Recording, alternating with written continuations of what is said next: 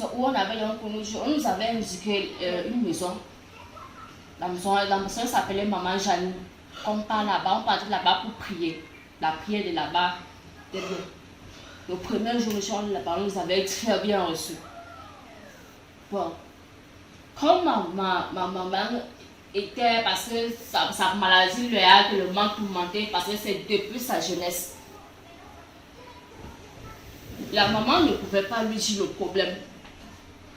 La maman m'avait expliqué le problème que, comme vous voyez la maison que vous habitez là, la maison n'est pas bonne. Cherchez à sortir dans la maison de vous calmer.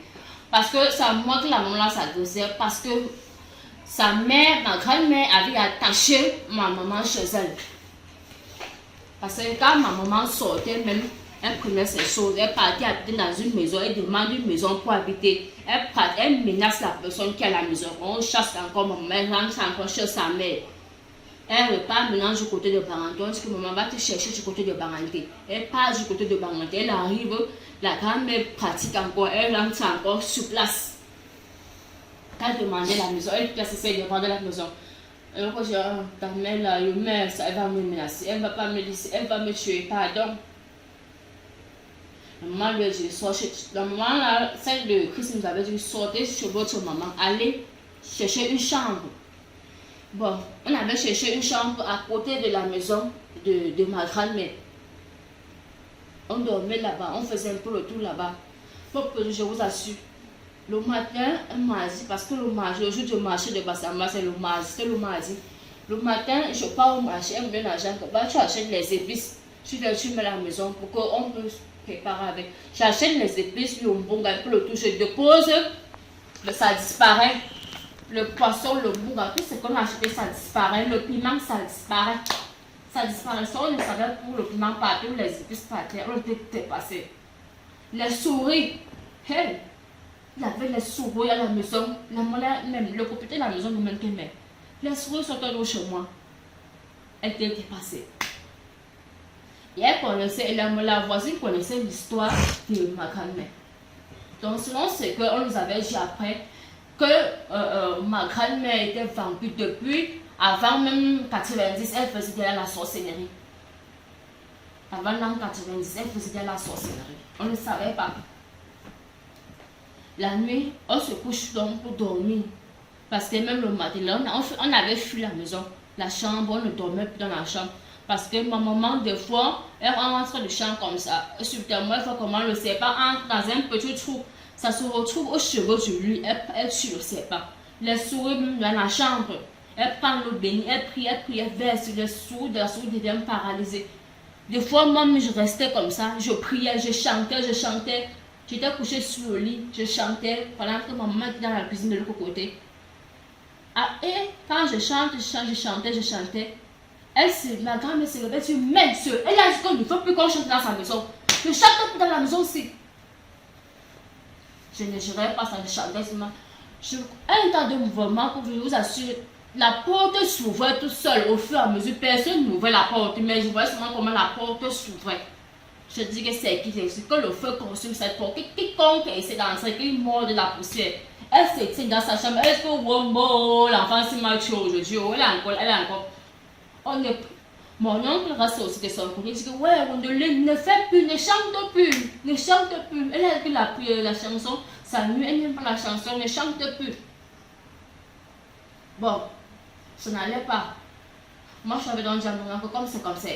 La chambre, c'est comme on a commencé à travailler, ça a disparu. On va seulement mourir là-bas. En attendant, la nuit, peuple jaune dort. Dans les quatre angles de la maison, le baffle qui parlait, c'était la voix de ma grand-mère qui parlait. Qu'on sort là-bas, que c'est la maison de qui nous a donné la maison, sortez, faites vite, sortez. Elle criait, en criant comme ça, les souris bavardaient. Mais on ne dormait pas. La porte, parce qu'on bloquait la porte, on portait le sac de maïs, on fermait la porte avec. On sentait comment le bruit sur la porte, on secouait la porte, mais il y avait personne devant la porte. On ne voyait pas qui secouait la porte. On ne dormait pas. Le moment où nous avions de la chambre, le matin à 6 h, en plein sommeil, on lui gifle. Elle dit, comment on lui gifle, pam, pam, pam, à la joue. Tu vois, bon, il faut encore avoir un père de gifle. Elle se réveille, elle dit qu'elle vient nous voir parce que ma maman s'appelle Maman Charlotte. Elle me dit maman, elle appelle Charlotte. Maman, je n'ai pas dormi la nuit. 6 hommes me giflent, 3 bons pères des gifles. Ça veut dire quoi? C'est mamie dans la cuisine. Laver les assiettes, les bouilles. Le chien, on ne voit pas le chien, mais le chien crie, le chien à boire, on ne voit pas. Les chiens, on ne voit pas. Elle n'a pas de chien à la cuisine. Les mamies, ça fait pas les assiettes, les cuillères. On ne voit pas ni la cuillère, ni la fourchette. On ne voit pas. On ouvre la prison, on ne voit rien. Hey. La maman elle était dépassée. Oui.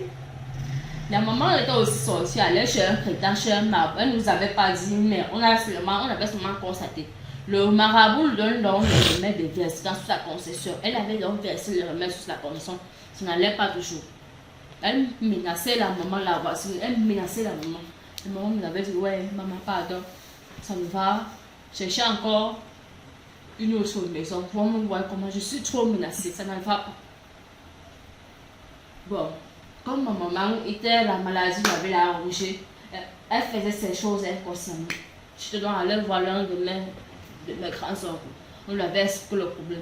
Il connaissait ce qui se passait. Il nous avait donné une maison de l'autre côté au niveau du marché. Une chambre qui habitait là-bas en attendant. On porte les choses, on se retrouve là-bas. La nuit, on dort sur les éboues qui viennent sur la toiture. Les éboues crient, on prie. On ne dormait pas. Chaque nuit, on ne dormait pas. Bon, on avait donc abandonné la maison. J'avais dit à maman que je n'en peux plus. Alors seulement, j'avais donc pris maman, nous étions allés chez la maman où on avait connu Christ. On dormait maintenant que là-bas chez elle. Parce qu'en dormant là-bas, il n'y avait pas les bruits là-bas chez elle. Et ma grand-mère, le moment-là, ne rentrait pas chez elle, ne parvenait pas à entrer chez elle. Même si elle venait qu'en esprit, parce que sur nous, pas qu'elle venait elle-même. On dormait là-bas, le matin, on partait au champ.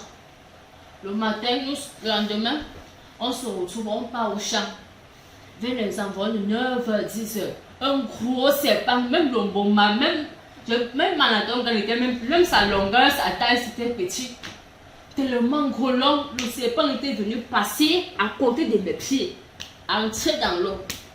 J'étais donc rentrée, j'avais expliqué à la maman que maman, nous étions au champ, on avait vu un gros serpent. Le serpent était venu passer à côté. Le moment où je suis restée, si j'ai vu le serpent, j'ai intercédé pour toi, j'ai prié. C'est ta grand-mère qui venait comme ça, vous mordre au champ. On était dépassés. Bon, nous sommes rentrés du champ. Après avoir s'apprêté pour aller dormir chez la maman, en cours de route, on voit encore le serpent. La même longueur, grosseur de serpent. Hey, on s'était, on priait. Après avoir prié, le serpent était parti. Nous sommes aussi allés chez la maman. On dort la nuit. Je me retrouve comment? Elle me dit dans le rêve que comme nous sommes allés habiter dans la maison de la maman là, qui nous a demandé l'aide, elle va nous montrer, elle va nous traiter bien. Et c'est le parenté qu'on cause. Il y a eu ma crête, ma femme, bien changé, bien confus. Quand j'explique la maman me dit c'est quoi, il faut beaucoup prier. On va seulement prier. Avec la prière, ça va. La nuit, encore, je me trouve en brousse, le champ de ma maman, là où on travaille. Je me trouve avec les serpents, on travaillait, je travaillais, on me menaçait. Ma maman était aussi de son côté, elle se retrouvait dans un bureau avec les ordinateurs, elle travaillait, elle tétait les enfants dans le rêve. Elle nourrissait les enfants, elle travaillait. Le lendemain, moi-même, je suis aussi de mon côté. Je rêve comment moi-même, je suis en train de travailler. On voyageait même sur le seau.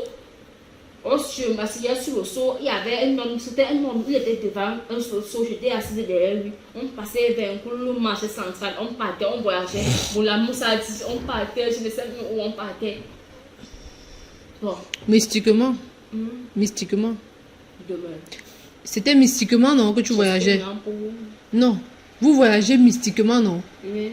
Le voyage là, c'était mystique, non? Oui, c'est mystique. C'est mystique. Donc, on se retrouvait sur le sol, on voyageait, on travaillait.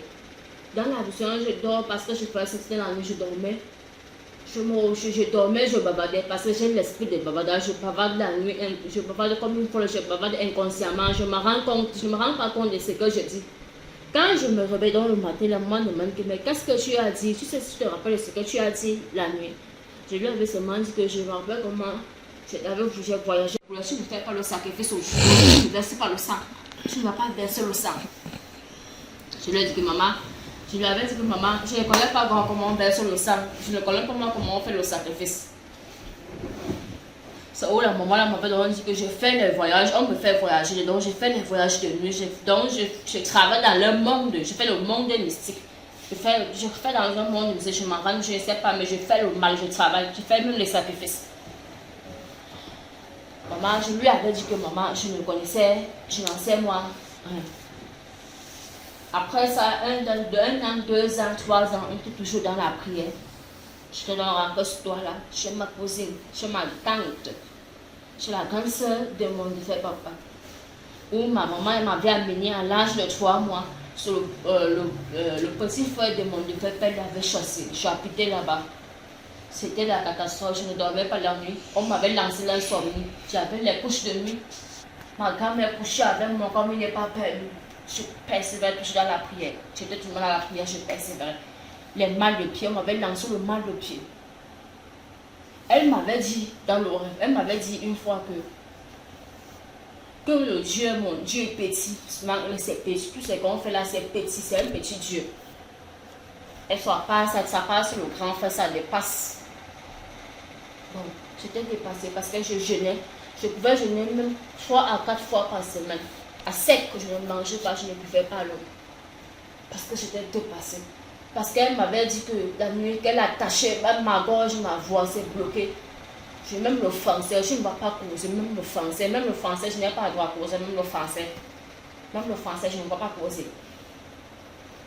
Bon, la nuit, minuit, 2 heures, elle me dit que tu es toujours en train de marcher dans les églises.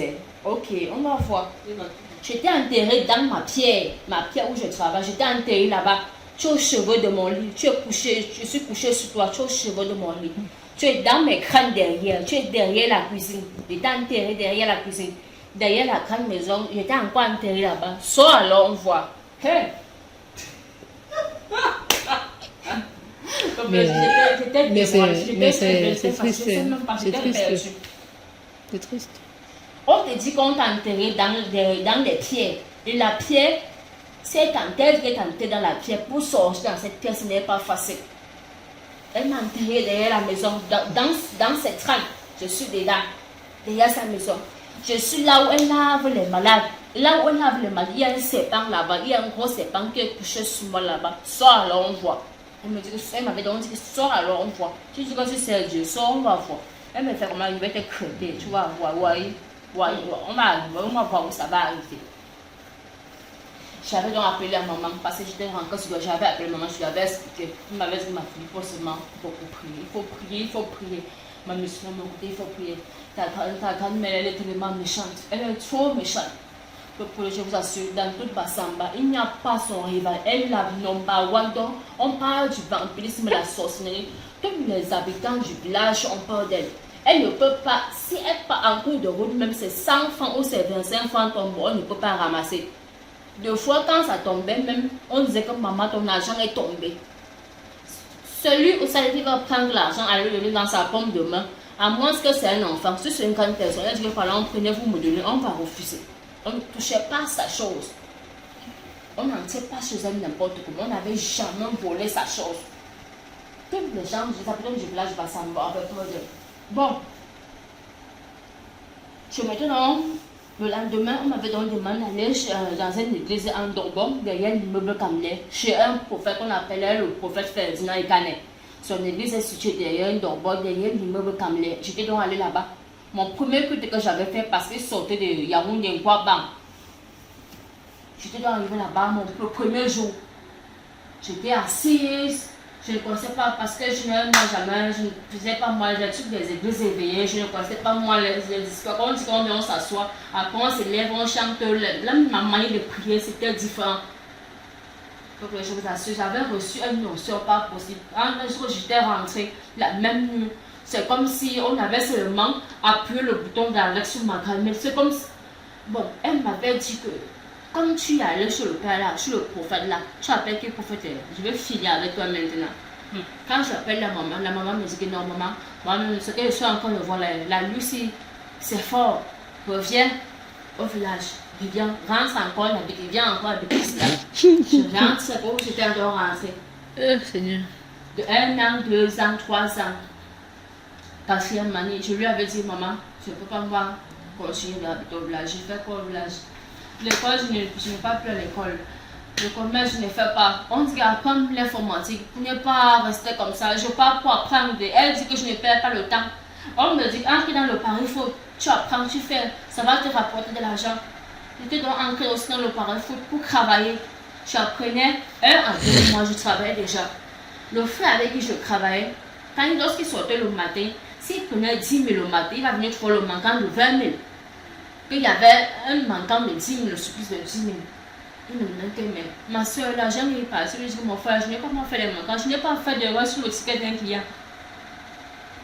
Vous savez que dans le parent, il faut, quand vous êtes en train de travailler sur la marge, même si vous faites l'erreur d'un chiffre, vous pouvez causer avec le client pour vous récompenser, parce qu'à l'heure, le client, c'est que vous n'avez pas forcément d'argent pour remplacer. Il y avait les clients de 20 000, un client de 16 000 avec son ticket. 5 000, tu vas prendre 5 000. À moins de rien, tu vas prendre 5 000 ou à l'instant pour donner.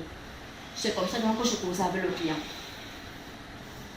C'est comme ça que mon frère me critait que je volais l'argent, je montais, c'est descendu. Ma grand-mère donc, on avait donc dit dans le rêve que je vais te criter, même le pari fou là, non, on appelle ça le pari fou, je vais te montrer, je vais voir comment tu vas travailler. Elle prenait la machine que je travaillais. Elle tapait sur le poteau, elle boulait dans le rêve. Je me retrouvais encore comment j'avais changé la position. Elle revenait toujours donc venir prendre encore la même machine, taper encore sur le poteau. Quand elle travaille, alors on voit. On m'avait dit qu'il faut aller à quoi? Tu peux voir, il fait à quoi sur le type pour prendre ma machine pour travailler. Elle m'avait dit que tu peux faire quoi?